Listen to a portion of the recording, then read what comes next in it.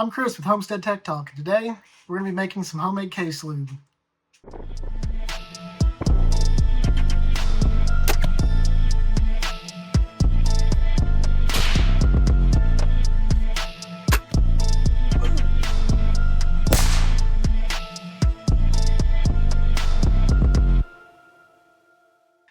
Okay, first thing you're going to need, this is a lanolin based case lube. You're going to need 99.9% pure isopropyl alcohol, also known as isopropanol, also known as rubbing alcohol, but it has to be 99.9%.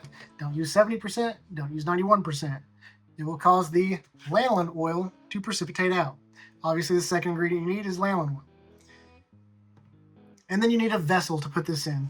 I've opted for this rechargeable aerosol can. The links to all these will be in the show description.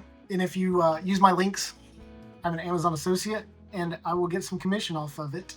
And it will help the channel so I can do more cool things. I'd really appreciate it. And if you enjoy my content, go ahead and hit the like button. If you're not subscribed, subscribe, please. We do all kinds of cool stuff on this channel. You'll see. Okay, so first thing we're going to do is make sure your bottle is chemical rated. Now, this particular bottle that I got comes with extra parts. It's got extra valve stems. It's got extra O-rings. And you'll notice the O-rings are different colors. There's a green O-ring and a brown O-ring. The green O-ring is rated for things like WD-40 and whatnot. The brown O-ring is rated for alcohol and ketones. You have to use the brown O-rings. I've already changed the O-rings out on this particular bottle. Now, the thing about this particular bottle is it only holds it says 16 ounce capacity, it only holds 8 ounces. We're going to unscrew it. As you can see, I've changed the O-ring out. And you want a 10-to-1 ratio. Now, that would be 1 ounce of lanolin per 9 ounces of isopropyl alcohol. I'm not going to do that because I can put 8 ounces in this. I'm going to use 1 ounce per 8 fluid ounces. That puts it at 12.5% instead of 10%. And that's how I'm going to do it. I'd say anywhere between 10 and 20 is good. I've had cases stick with 10, so I always bump it up just a little bit more anyways. So you'll notice that this does not read in 1 ounce increments. It goes to 2 ounces. I'm just going to fill it up basically halfway between the bottom and 2 ounces. Another thing is this stuff's thick like honey.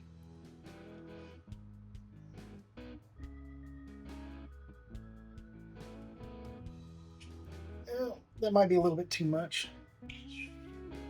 And cap it.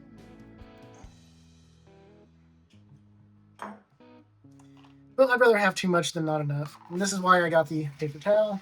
Wipe the excess lanolin off. You can also just rub it into your hands. It's non-toxic. It's just oil from sheep fur, basically, from wool. So rub a little bit on your hands.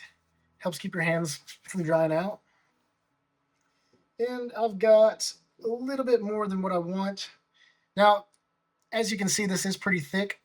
So I'm going to put this in the microwave for about 30 seconds or so to heat it up so it will reduce the viscosity on this oil, allow it to be able to pour easier. So microwave this for 30 seconds, and as you can see, it's a little bit less viscous. Always do the oil first, and let me show you why. So we're going to pour the oil in here. This is our roughly 1 fluid ounce. Now, since it is curved, I went a little bit over halfway. I'm still in between that 10 to 20%. And I've got a funnel that's optional, so we'll just use the funnel. It might save us a little bit of a headache.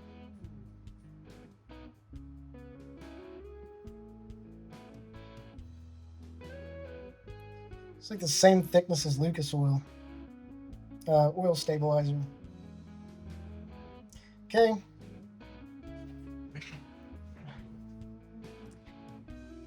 So we've got as much in it as we can. We still got a little bit of oil in here. And this is why I said to use the oil first. Because now we're just going to add, 7 to 8 ounces of isopropanol. Since I did use more oil, I'll go ahead and add 8 ounces. Even.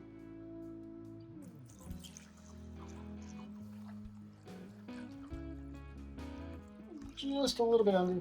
It's not an exact science, guys. It's not going to hurt anything to be a little bit off. But I would always err on the side of caution as far as Just take my Sharpie. I'll stir this up, and that'll help clean some of the oil and gunk out the bottom of this. Here we go. And then we dump our isopropanol in there. And that helps wash the funnel out too. And I spilled just a little bit. And that's why I got the rag. Also, if your hands are sensitive, you can wear gloves. It won't hurt you to wear gloves. Okay, so now we've got our mixture in here. I'm going to cap it.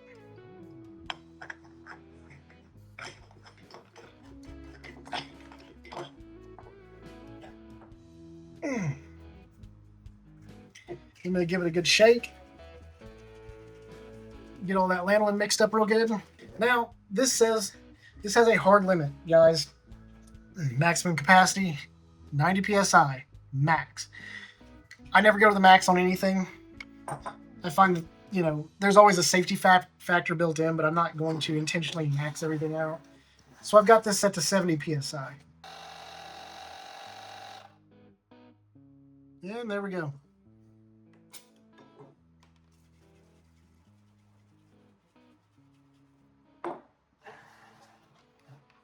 Set this off to the side.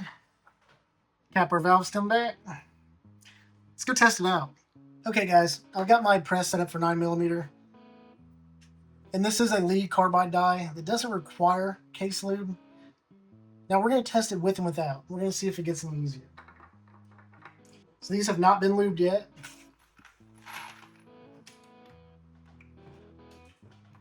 And it's not bad.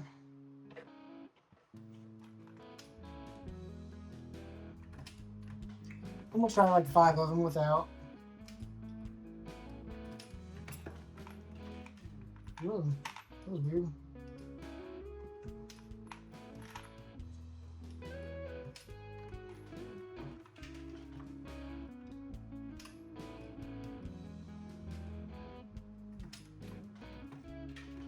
Okay.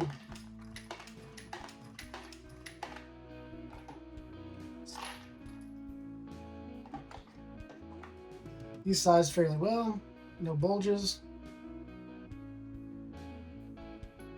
They look good. Oh, that's why. This is a 380 auto somebody threw in there. Check your brass. Alright, now let's try with our case lube. First thing I would do is hit the die a little bit. And this, it takes a little bit to evaporate, so just kind of shake it. We're just trying to leave a little bit of lanolin behind.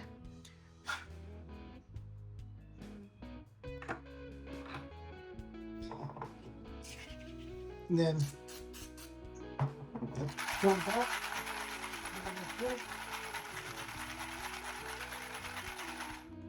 okay, lubed up. Let's see how it works now. It is very noticeably easier.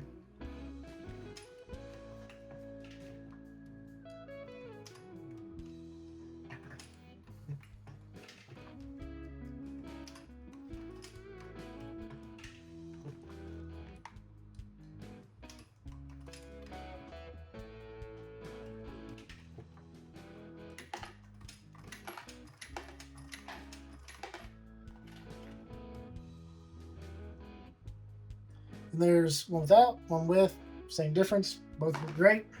Now if this was 556 NATO, you'd be able to tell a much bigger difference. So this is the lube I've used for years. It's Hornady One Shot. It's kind of expensive nowadays. The lanolin works, honestly I think the lanolin works better. So there you go, it'll save you a little bit of money. Don't forget, links to everything are down in the show description. It's the cheapest ones I could find, and if you buy from me, you help the channel. And we can do more cool stuff like buy more ballistic gel and whatnot. As always, I appreciate you guys. Thank you for watching. And y'all have a good one.